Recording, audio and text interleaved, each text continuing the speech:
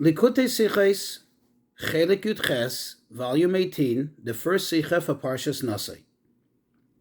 This is a Rashi Sicha, which in fact is going to cover several Rashis.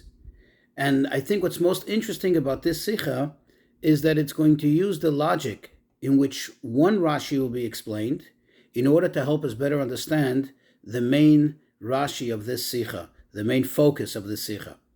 The main focus of the Sicha is on Rashi in chapter 4, Pasuk 47. The Rashi begins with the words, the heading is Avoidas Avoida. And I think it's worth going over a few Rashis before we begin the Sicha. Rashi explains, what is this Avoidas Avoida? So he says, Hu Hashir, this is the song, this is the melody, B'mitziltayim v'chinores, with cymbals and harps, Shehu Avoida la Avoida Cheretz, which is a service for another service. Meaning, the Leviim, while the Kohanim would do the actual service in the Mishkan and later in the Beis HaMikdash, the Leviim, the Levites, would do a service to support that service, namely by singing songs, by playing melodies. The next Rashi, in the same pasuk, in the same verse, it says, Va'avoidas masa, and the service of carrying. So Rashi says, what does that mean? Kimashmoi. In other words, what it literally implies, the actual carrying of the items of the Beis HaMikdash, of the Mishkan. Another interesting Rashi that I think is worthwhile to review, in the beginning of the Parsha, again in chapter 4, but this time verse 22. It says there, Nasoi esroish b'nei Gershon gamheim. Count, or literally lift up the heads of the children of Gershon, of the family of Gershon, gamheim, they too, also them. So Rashi says, what does this mean? Just like I commanded you regarding the children of Kahas in the previous parsha, that is, to count them, lirois, to see, to determine, kama yesh, how many there are, shehigiu liklal avoda, that reached the matter of service. In other words, how many are there that are actually available for service? Another general thing that's worth going over is the fact that there is basically three groups of service amongst these families of the Levites. You have the Bnei Kahas, which was already described in the previous parsha, and their service was to carry the Klei HaKodesh, the holy vessels, like the menorah, the shulchan, the ark, and so on and so forth. Then you had the children of Gershon, the topic of our Sicha, that their job was to carry all the various draperies, that is the drapes that cover the Mishkan, the tabernacle, and also the Kalei HaChatzer, the drapes that were used to create the walls, so to speak, the gate of the lattice style material of the Chatzer, of the courtyard of the Mishkan. And then you have the children of Merari, the family which carried the actual boards of the Mishkan, and the poles which held up the cloth, the material which made up the walls of the courtyard. Another worthwhile thing, a quick review, and to see the contrast, when it says in verse 24, it summarizes the work, the service of the family of the Gershon, of the children of Gershon. So over there it says that their task is la'avoid ulamasa, to do the service and to carry. That means it actually describes it as an avoida, as an actual service, as an actual task that they have to do. However, in verse 31, when it summarizes the service of the children of Merari, their obligation, their task, over there it says, V'zois mishmeres masa'om. This is their responsibility of carrying. And we'll see later in the Sicha how this plays a role. So let's go into the Sicha.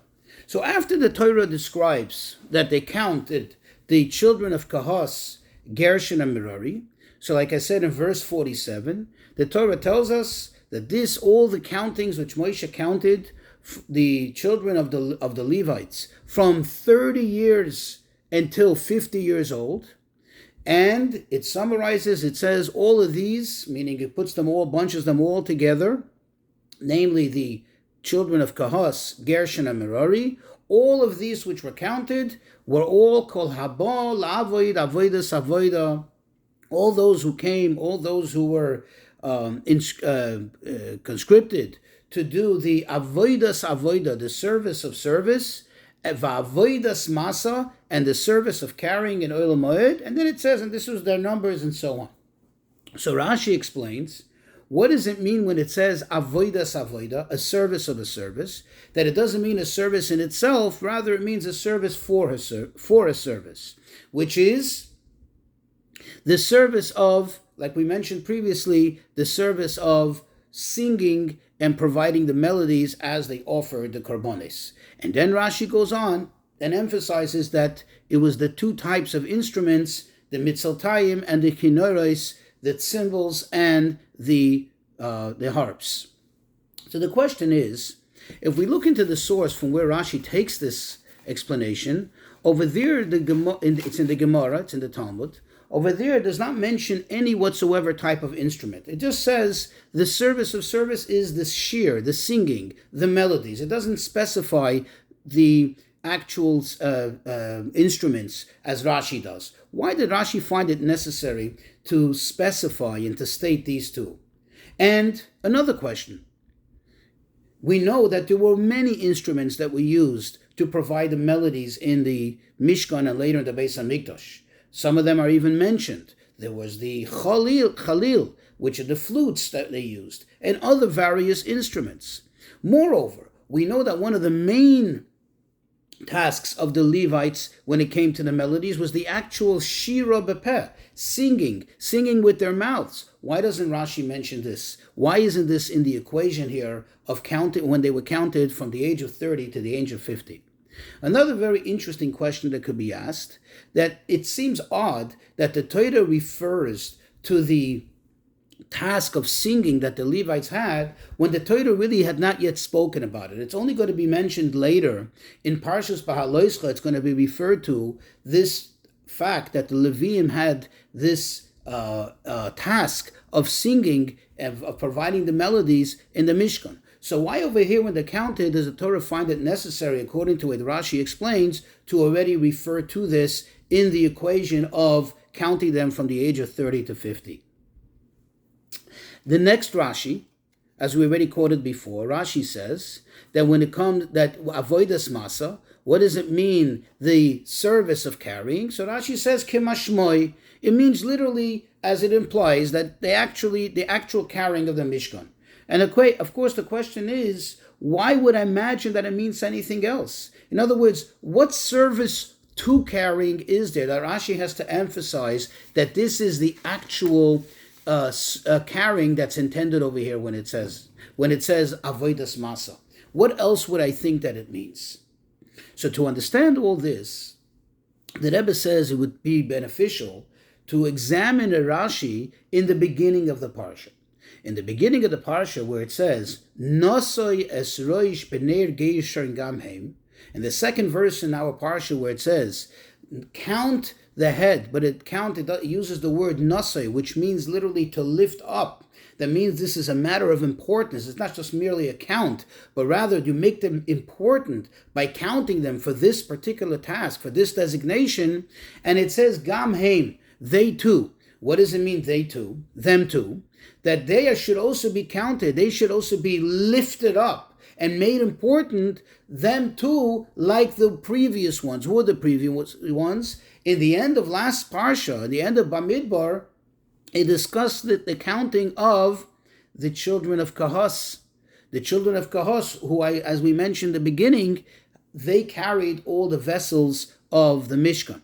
So the question is, why does Rashi need to go into the whole lengthy explanation to tell us the way the words that Rashi used to see how many of the Bnei Gershon reached the ranks the ability of doing the avodah. Why didn't you just say count them like the ones you counted before? Why go into this detail as Rashi does? When Rashi, already by the children of Kahas, Rashi said that the reason for counting them from the ages of 30 to 50 was because that's when they were in the prime of their strength, and since they had to carry all these heavy things, they had to carry the vessels of the Mishkan. Therefore, the Torah designated this bracket, this age limit from 30 to 50 when one is in the prime of their strength. Why did Rashi feel it necessary to again emphasize that they too have to be counted like this, those who are able and capable to do the Avodah amongst the Bnei Gershon? And the answer is, Rashi wants to emphasize why it says, Rashi wants to explain, that is, the emphasis, why it says Naso Yesroish, lift up the head, which of course translates to mean count, but literally it means to make them special, to make them as a special designation. And why does it use the word Gam Haim, they too, which seems to make a similarity and a comparison to those mentioned before, namely the children of Kahas? In other words, Rashi sensed that there's something unique about the Bnei Gershon which aligns them and makes them very similar to the children of Kahas, who carried the actual vessels of the Mishkan.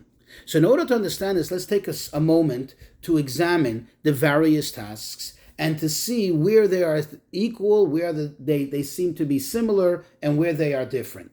When we look at the Bnei Kahas, what did they do? They carried the holy vessels. Those holy vessels were not allowed to be carried in any other manner other than by human beings. That means the Levites had to carry it for as long as the journey was. They had to carry it bakosef, on their shoulders. They had to actually carry it with the poles and keep it always suspended in the air.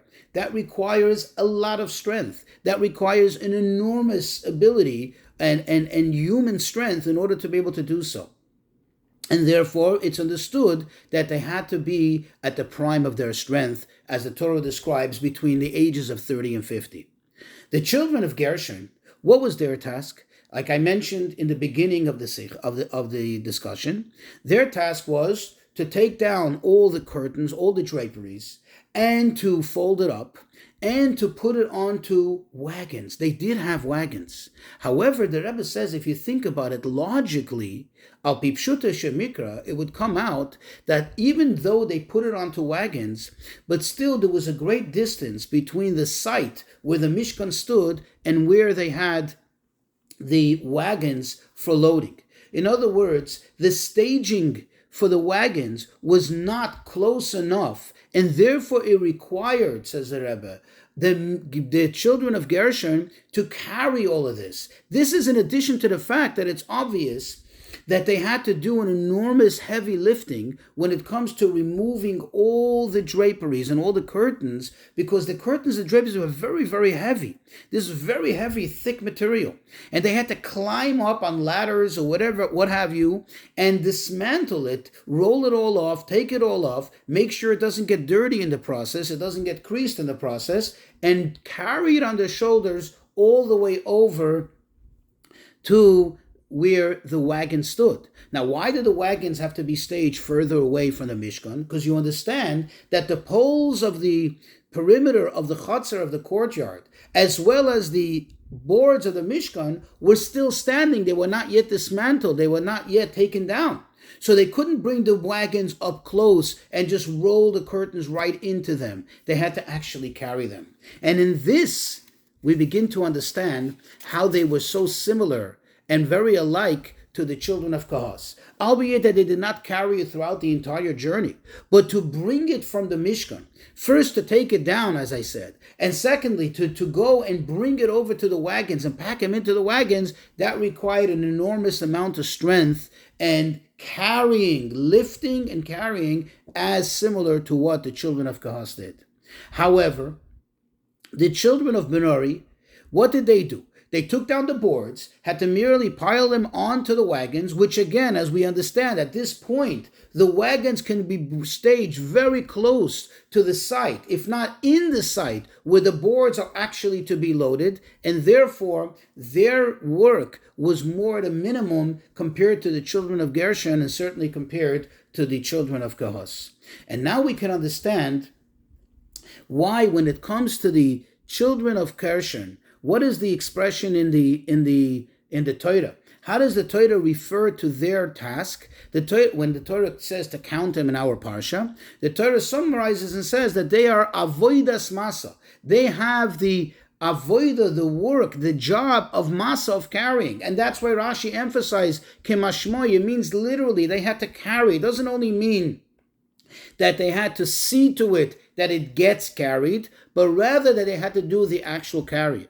Versus the children of Merari, the expression in the pasuk is mishmeres masaom. This is their mishmeres. Mishmeres means this is their duty. This is their obligation of carrying. Meaning that they didn't have to actually carry the boards. They had to just prepare it and load it onto the wagons in order for the wagons to carry them, in order for it to be carried. So it was merely a task. It was merely a responsibility. It was merely a duty of seeing to it that it gets carried. So according to what we just explained, meaning having explained this Rashi, we can now go back to our Rashi in verse 47 and understand the emphasis in Rashi and why Rashi chose to tell us these specific two instruments and why this is so pertinent when it comes to the age of between 30 and 50 for the Levites. You see, because the Torah summarized all of the counting together now, and after counting all the Levites from age 30 to 50, the Torah states, the Torah stresses, that this is for what? This is for avoidas avoida and avoidas masa. This is for the purpose of the service, which we already determined means the singing, the melodies, and the actual service of carrying, as Rashi emphasized, it means literally carrying. So Rashi understood that there is a comparison. There is a common thread here between avoidas, support service of a service, and the avoidas masa, the avoida of actually carrying it, the service of actually carrying, lifting and carrying the materials. So that brought Rashi to the conclusion that which two instruments that are there that require an enormous amount of strength, those are the cymbals and the harps.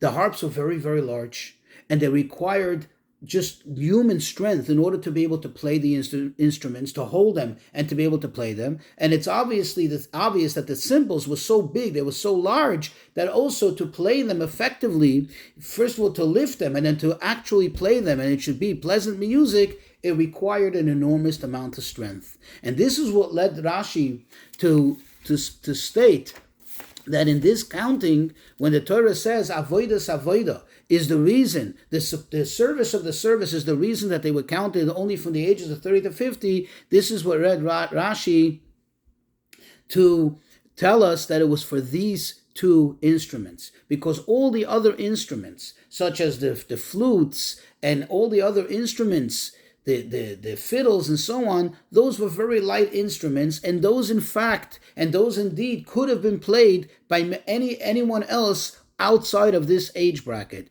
In fact, especially singing, even somebody older than 50 could have still participated as a Levite in the singing in the choir that was there to support the actual avodah, or that while they were doing the actual avodah. So some amazing things that come out of this Rashi, even though Rashi is here to teach us Pshuta Shemikra, but there's two very interesting halachas that we can actually deduce from this. We can come to two very interesting conclusions based on this Rashi and this way of thinking. First of all, it comes out from this Rashi that we have later in verse 25 where it says that after the age of 50, lo yavoid oidi, should no longer serve. And Rashi over there tells us it means he should no longer serve the service of the heavy lifting, the service which requires enormous energy, enormous strength, which was designated for this special age bracket between 30 and 50, when one is at the prime of their strength, as the Torah says. But Rashi says there, but when it comes to shir, when it comes to singing, that was okay. So from here we can deduce that it's not only singing, but in fact any other instrument which did not require an enormous amount of energy, it comes out according to this Rashi that it was perfectly fine that a Levite can partake in that, such as, using the flute or other harmony instruments which did not require enormous strength. Another very interesting thing that we can learn from this, another interesting halacha, there is a discussion whether this rule of the Levites serving only from age 30 to 50, if it was exclusive to the Mishkan only, to the tabernacle, or if it was also later observed when the permanent Beis HaMikdash stood in Yerushalayim.